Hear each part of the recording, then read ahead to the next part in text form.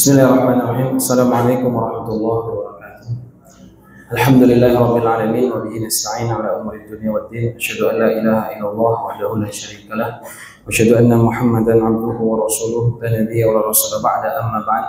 Bapak Ibu jemaah sekalian yang dimuliakan Allah Subhanahu wa taala, alhamdulillah bersyukur kita kepada Allah atas segala limpahan nikmat yang Allah berikan. Salawat dan salam semoga tercurah kepada Nabi kita Nabi Muhammad sallallahu alaihi wasallam. Bapak Ibu sekalian, sebagaimana kita tahu bahwa di antara amalan yang terbaik yaitu salat, amalan salat, khususnya salat 5 waktu. Kalau seseorang ternyata salatnya aman, maka yang lain aman dan dia selamat. Kata Nabi sallallahu alaihi wasallam, "Inna awwala ma yuhasabu bil 'abdi yaumal qiyamah as-salat, fa in salahat aflaha wa anjaha, wa in fasadat khaba wa khasira." Kata Nabi, yang pertama dihisab dari kiamat salat seseorang.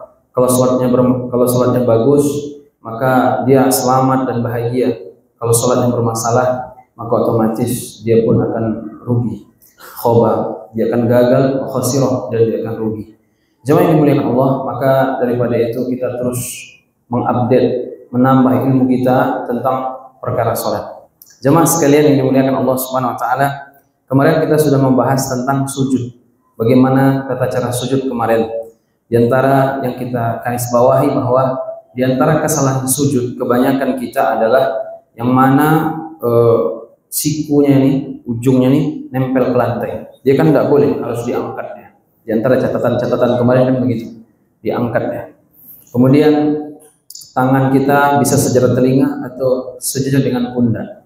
Dan kata Rasulullah SAW, "Umirtu an asjuda ala sab'ati a'zum", diperintahkan sujud dengan 7 kondisi. Yang pertama, hidung termasuk jabhah, kening kita, 2 tangan, kedua lutut, kedua kaki. Jemaah sekalian yang dimuliakan Allah Subhanahu wa taala, setelah kita sujud, pastilah kita yang kedua selanjutnya yaitu duduk antara 2 sujud. Dan ini kata para ulama termasuk dari rukun. Nabi sallallahu alaihi wasallam bersabda, kata Nabi sallallahu alaihi wasallam dalam hadisnya,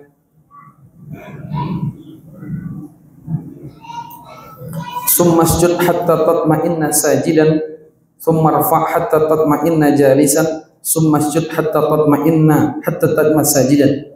Kemudian sujudlah disertai dengan tumakninah ketika sujud, kemudian bangkitlah duduk antara 2 sujud disertai juga tumakninah, kemudian sujud kembali sambil disertai tumakninah. Tapi Ibu jemaah, ketika kita selesai sujud, maka kita duduk antara 2 sujud. Dan ini hukumnya bagian dari rukun. Kalau tidak, maka sholatnya batal. Dan tentunya dengan tumakninah. Tumakninah artinya apa? Santai, berhenti sejenak. Minimal tumakninah itu bagaimana? Minimal sekali bacaan di dalam bacaan sholat. Kalau ada orang duduk langsung sujud, nah ini batal sholatnya nih. Atau sujud langsung duduk, atau berdiri sami'an hamidah langsung sujud, ini berarti batal sholatnya nih. Sebagaimana yang ada video kalau udah Ramadan, muncul tuh makhluk-makhluk yang sholat kayak gitu. 20 rakaat 7 menit selesai. Soal apa ya itu? Jadi jamaah yang dimuliakan Allah Subhanahu wa taala, maka daripada itu kita paham bahwa di antara perintah Nabi sallallahu alaihi wasallam yaitu duduk antara 2 sujud. Duduk antara 2 sujud. Karena kan memang sujudnya kan 2 kali tuh. Sujud, duduk, sujud, berdiri. Mau rakaat kedua gitu kan. Jadi jemaah, bagaimana cara sujud duduk antara 2 sujud ini? Ada beberapa keterangan yang dapat kita ambil keterangannya. Yang pertama, duduk iftirashi. Iftirashi kita udah tahu istilahnya aja Pak. Duduk ini kan biasanya ada istilah iftirashi, ada tawarruk. Iftirashi itu seperti duduk Bapak yang biasa tuh. Mau saya praktek tanggung bulat saya berdiri kan.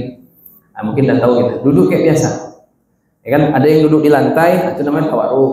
Ada yang duduk di atas ini kita tuh namanya iftirashi. Sebagaimana dalam hadis disebutkan bahwa fa idza jalasa fi rak'ataini jalasa ala rijlihi al-yusra wa nasaba al-yumna wa idza jalasa fi rak'atil akhirah qaddama rijlahu al-yusra wa nasaba al-ukhra wa qa'ada ala maq'adatihi. Disebutkan bahwa ketika Rasulullah SAW duduk setelah melakukan 2 rakaat, kaki kiri saat itu diduduki dan kaki kanan ditegakkan. Adapun saat duduk di rakaat terakhir, tasyahud akhir, kaki kiri dikeluarkan, kaki kanan ditegakkan, lalu duduk di lantai. Jadi jamaah sekalian, duduk iftirashi yaitu duduk di atas kaki kita yang sebagaimana kita sering praktekkan itu. Itu yang pertama. Kemudian disunnahkan sesekali menurut ulama yaitu duduk iq'a namanya. Kalau duduk iq'a ini memang nggak pernah nampak kita ya, jarang, tapi ada memang. Sebagaimana dalam riwayat Ibnu Abbas, ketika Ibnu Abbas ditanya sama Imam Taus, kata Ibnu Abbas, faqala hiya as-sunnah. Faqulna lahu inna lanarahu jafa'an birrajul. Faqala Ibnu Abbas, bal hiya sunnah Nabiika sallallahu alaihi wasallam. Duduk iq'a disebutkan Ibnu Abbas itu bagian dari sunnah Rasulullah SAW. Meskipun dalam hal ini ulama ada yang berbeda pendapat. Ada yang mengatakan dia sunnah sekali, ada pun yang mengatakan dia hadisnya sudah mansukh itu. Makanya jarang dipraktekkan. Bapak Ibu tahu enggak duduk iq'a yang bagaimana? Begini Pak, praktek itu. Nah, gini. Nah, ini duduk iq'a namanya. Nah, dia duduk di atas nih. Jadi kalau nanti nampak ada orang duduk kayak gitu, kita jangan langsung salahkan, apa duduk kayak gitu, enggak jelas. Itu berarti pakai hadis Ibnu Abbas. Tapi kan jarang kita praktek. Kita kan sering yang kayak gini. Nah, gini. Ini iftirashi namanya Pak. Kalau ke lantai gini, nah ini tawarruk namanya. Kalau iftirashi ini duduk antara dua sujud. Kalau Bapak Ibu duduk antara dua sujud, jangan pula kayak gini. Ini salah nih. Kayak gini dia, semua kayak gini.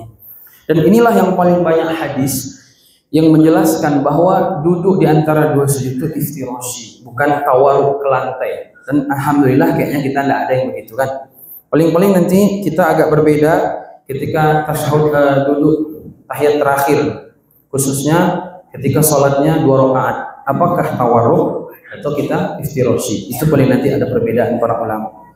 Jemaah sekalian yang dimuliakan Allah Subhanahu wa taala, setelah duduk ada 2 cara, iftirashi atau iq'a. Ya, yang paling banyak iftirashi lah. Kalau iq'a nanti sekali-sekali itu sunnah, tapi nanti lihat kondisi. Kalau masyarakat situ terlalu tinggi pandangan mereka jadi fitnah, tentunya kita bisa menjelaskan dulu baru kita praktekkan. Kemudian jemaah, posisi tangan ketika duduk antara 2 sujud. Posisi tangan dalam hadis ada 2 keterangan. Keterangan pertama bahwa tangan itu letaknya di paha. Di ketika duduk itu tangan di sini.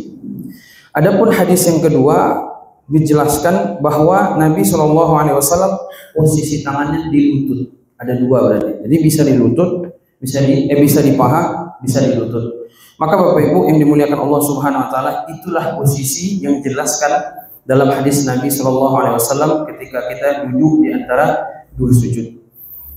Ketika kayak gini atau kayak gini iq'a, atau kita tangan, adapun tangan bisa di lutut sini, bisa pula di sini.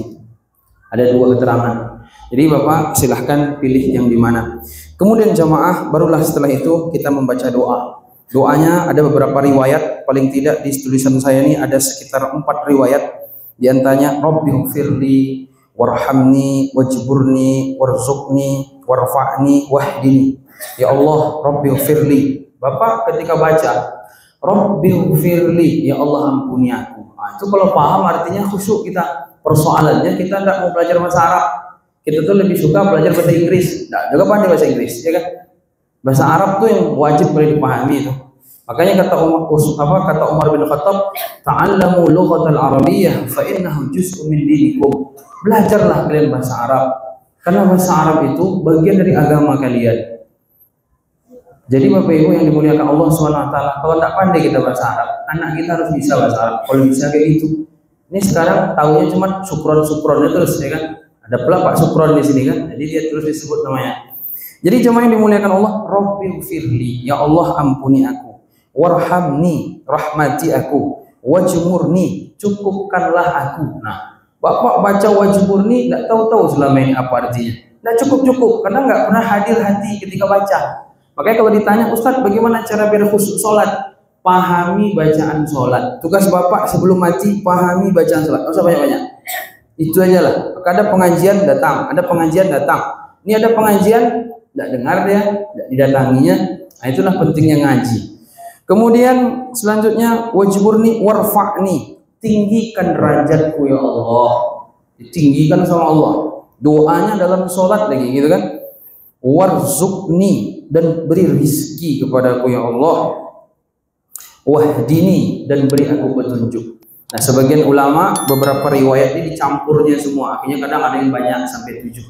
Nah, jadi jemaah yang dimuliakan Allah Subhanahu wa taala, itu satu hal yang kita lakukan ketika sholat, yaitu duduk di antara 2 sujud dengan 2 cara. Kita simpulkan, bisa dengan tawarruk, bisa dengan iqah, posisi tangan di paha, kemudian di lutut. Setelah itu kita baca doa. Kalau bisa kita pahami doa, artinya apa yang kita minta kepada Allah Subhanahu wa taala. Cukup sekian. Assalamualaikum warahmatullahi wabarakatuh.